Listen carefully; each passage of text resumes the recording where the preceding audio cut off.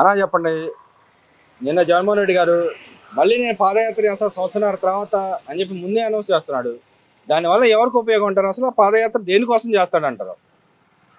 ఇప్పుడు నమస్కారం అండి. ఇష్యూ అంటే ఆయన పాదయాత్ర చేసిన, దేకిన రోడ్డు మీద దొల్లాడిన ప్రజలు నమ్మే అవకాశం లేదు. ఒక శాంతి ప్రభుత్వం ఆల్రౌండ్ చూశారు, దాని పర్యవేక్షణ చూశారు, ఎంత నష్టపోయారో ప్రజలకు తెలుసు. ఆయన ప్రభుత్వాన్ని తరపున ఆయనకి తెలుసు ప్రజలను నమ్మించి ఎంత మోసం చేశాడో. ఇది అందరూ తెలిసిన విషయం అండి, కొత్త ఏం కాదు. ఆయన పాదయాత్ర చేయనండి, గడప గడపకి వెళ్ళి దండాలు పెట్టినా సరే నమ్మే ప్రజలు లేరు. అవన్నీ ఉట్టు మాటలే. నువ్వు ఎన్ని చేసినా బాబు, నీ చరిత్ర ఆల్రెడీ ప్రజలు ఒక శాతంతో అయిపోయింది. రెండోసారి రెండో అవకాశం కూడా ఎవరైనా తెలియజేస్తాం. అంటే ఇక్కడ మీరు ఆ మాట అంటున్నారు, కానీ ఆయన నాకు అవకాశం ఇస్తారు. గతంలో నేను పాదయాత్ర చేసినప్పుడు వివిధ అంశాల మీద పోరాడాను, నాకు అందుకే ఇచ్చారని చెప్పి అంటున్నాడు. అవి నెరవేర్చాను, నేను బటన్ నొక్కాను, ఈ గవర్నమెంట్ వచ్చి ఏ బటన్ నొక్కట్లేదు, ఎవరికి ఏమి ఇవ్వట్లేదు, అందుకే నన్ను గెలిపిస్తారని ఆయన చెప్తున్నాడుగా. మరి ఒకటే సార్, నువ్వు గెలిచావంటే ఒక కారణం ఉంది. ఇదే జగన్ ప్రభుత్వం గెలిచిందంటే ఒక కారణం, ఒక విధానం ఉంది. రాజశేఖర రెడ్డి గారు, వాళ్ళ తనయుడు, వాళ్ళ బిడ్డ అని ఒక గౌరవం, అభిమానం. ఎందుకంటే ఆయన రాజశేఖర రెడ్డి గారు చిన్న చిన్న పథకాలు కొన్ని చేశాడు. ఆరోగ్యశ్రీ సంబంధించిన వీటిల్లో 108 పెడతాం కానీ, గుండె ఆపరేషన్లు కానీ, మంచి మంచి పథకాలు కొన్ని ఆయన ఎన్ని తినేసినా సరే కొన్ని విషయాల్లో కొన్ని చేశాడు. అన్నం తిన్నాక చేయి కడుక్కున్నాక మెతుకులు రాలినట్టుగా ఆ మెతుకుల ద్వారాగా పనిచేశాడు జగన్మోహన్ రెడ్డి రాజశేఖర రెడ్డి గారు. ఈరోజు వాళ్ళ నాన్నగారు ఫోటో పెట్టుకుని అడ్డు పెట్టుకొని నువ్వు వచ్చావు రాజకీయంగా. సరే, ఆ కొడుకు బాగా చేస్తాడు, ప్రజల్లో బాగా ప్రజలకు ఉపయోగపడతాడని చెప్పి అనుకున్నాం. ఏ రోజు నువ్వు ఉపయోగపడింది లేదు. ప్రజల్ని పిండి రక్తం దాగిన పెట్టి నువ్వే ఒక జలగలాగా పట్టుకొని ప్రజల రక్తం దాగిన ఏకైక వ్యక్తి జగన్మోహన్ రెడ్డి గారు. మరి ఏ విధంగా ప్రజల్లోకి వెళ్ళి మాట్లాడతాడంటారు? రేపు పొద్దున ఏ అంశాలు పట్టుకొని వెళ్తాడంటారు? రమ్మనండి, ప్రజలకు రమ్మనండి, వచ్చే విధానంగా స్వచ్ఛంగా రమ్మనండి. తడుకులు అడ్డు పెట్టుకొని, పట్టాలు తారబోలాలు అడ్డు పెట్టుకొని వస్తాం అనేది ప్రజల దగ్గర నువ్వు ఎలా వస్తావు? అంటే ప్రజల దగ్గర రావాలని భయం, ప్రజలతో నువ్వు మాట్లాడాలని భయం. ఏ రోజు వచ్చాడు? నువ్వు 5 సంవత్సరాలు పరిపాలించావు. ఏ రోజున ప్రజల దగ్గరికి వచ్చావు? డైరెక్ట్గా ప్రజల మధ్యలో నడిచావా? ఏ రోజు లేనిది. అలా నేను పార్లమెంటరీ కమిటీ ముందు స్పీకర్ గారు నిన్న ఒక అమెండ్మెంట్ తీసుకురావాలి, ఏదైతే అసెంబ్లీ రాకుండా ఎవరైతే జీతాలు తీసుకున్నారో వాళ్ళ జీతాలు ఇవ్వకూడదు, మనదే గవర్నమెంట్ ఎంప్లాయీకి జీతాలు ఇవ్వము, ఎట్టయితే రాకపోతే పనికి రాకపోతే జీతాలు ఇవ్వము, అలాగే ఎమ్మెల్యేకి కూడా ఉండాలి అని చెప్పి మాట్లాడుతున్నారు. నిజంగానే ఆ పద్ధతి మంచిదేనంటారా? నంబర్ 1 అండి, స్పీకర్ గారు చెప్పిన విషయం నంబర్ 1 విషయం. అంటే ప్రజల కోసం పోరాడే వ్యక్తులకి ఏదైనా చేయగలం, అసెంబ్లీలోకి వచ్చి దాన్ని ప్రశ్నించగలిగే.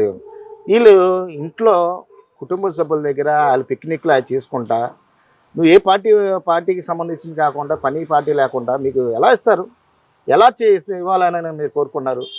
ఒక గతంలో జగన్మోహన్ రెడ్డి గారు రూపాయికి పనిచేస్తామని మా ఎమ్మెల్యేలు, రూపాయి కాదండి, ఆ రూపాయి గారు మీరు ఆశించుకోదని చెప్పి మీరు తెలియజేస్తున్నారు.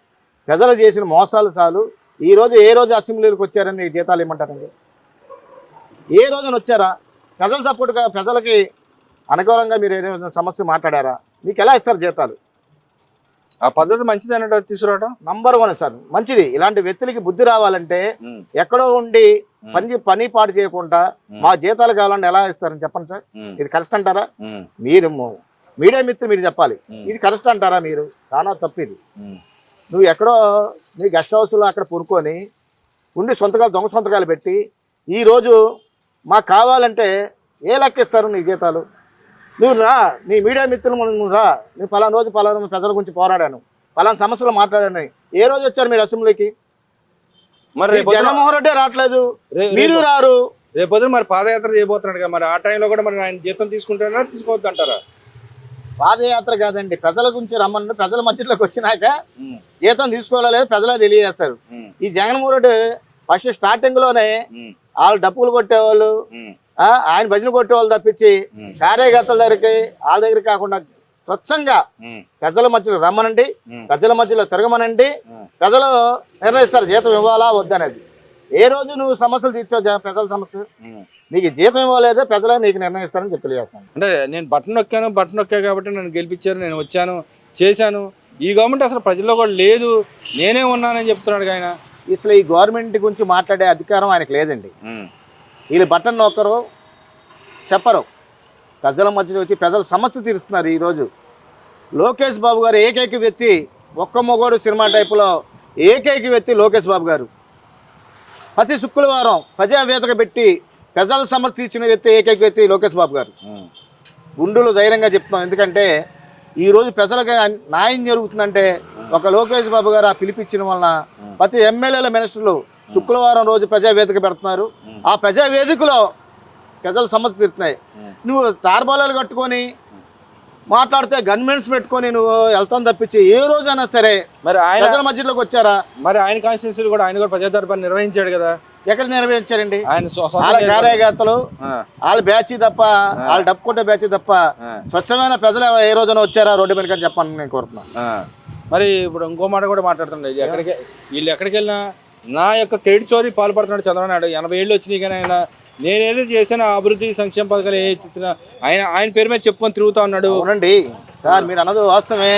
ఆయన పథకాలన్నీ ఆయన కార్యకర్తలకి ఆ జెండా మోసేవాళ్ళకి ఆయన భజన కొట్టేవాళ్ళు తప్పించి ఎవరికి ప్రజలకు ఉపయోగపడింది? ప్రజల మధ్యలో రమ్మనండి, ముఖ్య ప్రజల్లో పెట్టమన్న మీటింగ్. ప్రజలు ఏం చెప్తారనేది నువ్వు వచ్చి కూర్చొని ప్రజల మధ్యలోకి వచ్చి మాట్లాడు.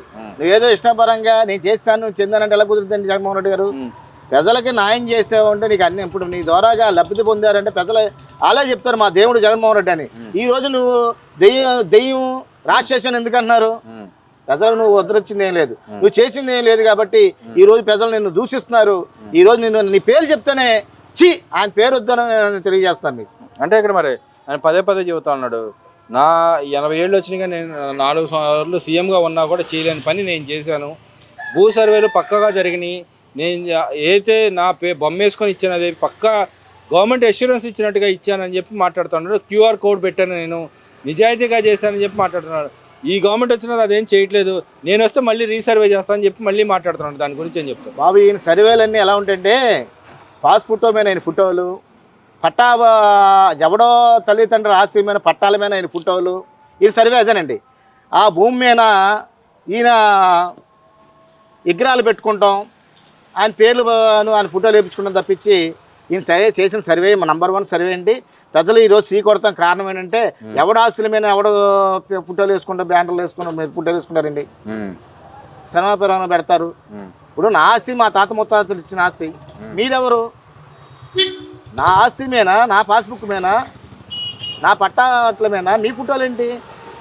ప్రజలు చూసు నువ్వు చేసినవన్నీ నువ్వు ఏదో ప్రజలను మోసం చేసి తీసుకుందామని ఆలోచించావు. ఈ కూటమి ప్రభుత్వం వచ్చినాక కూటమి ప్రభుత్వం తెలియజేసింది ఈ విషయం, తెలిసినాక ప్రజలంతా అటాక్ అయ్యారు. దాని మీద నీ మీద దాడిగా జరుగుతాం కారణం, నువ్వు దిగిపోతాం కారణం కూడా అదేం తెలియజేస్తాం. అంటే ఇక్కడ మరి దావోస్ పర్యటన వెళ్తున్నారు తప్పితే వేస్ట్ డబ్బు ఖర్చు చేస్తున్నారు తప్పితే అక్కడి నుంచి ఒక కంపెనీ కూడా తేలైన పరిస్థితుల్లో ఈ గవర్నమెంట్ ఉంది. చంద్రబాబు నాయుడు నేను దావోస్ సీఎం అని చెప్పుకుంటాడే అక్కడికి వెళ్ళి చేసింది ఏమి లేదు, ఉపయోగం లేదు, దిష్టి బొమ్మలాగా తిరగడం తప్పితే అక్కడ ఉపయోగం లేదు అని మాట్లాడుతూ ఉన్నారు. ఇక్కడ సంపాదించింది అయితే రాష్ట్ర ప్రభుత్వంగా ఉండి మీరు సంపాదించిన ఆస్తులు అక్కడికి వెళ్ళి దోచిపెట్టుకోవడానికి తప్పితే దేనికి పనికిరాదని మాట్లాడుతున్నారు కదా. దోచుకుంది ఎవరు దాచుకుంది ఎవరు అనేది ప్రజలను ఎవరు అడిగినా ఒకటే పేరు చెప్తారండి. దాచుకునే విషయాల్లో ఒక జగన్మోహన్ రెడ్డి తప్పించి నారా చంద్రబాబు నాయుడు గారు 85 సంవత్సరాలు వచ్చినాయి ఈ రోజుకి. ఈయన ఒకటే కోరిక, ప్రజలకు సేవ చేసి నా పేరు తరతరాలు ఉండాలని చెప్పి ఒక పుటోకాలుగా పనిచేసే ఏకైక వ్యక్తి నారా చంద్రబాబు నాయుడు గారు.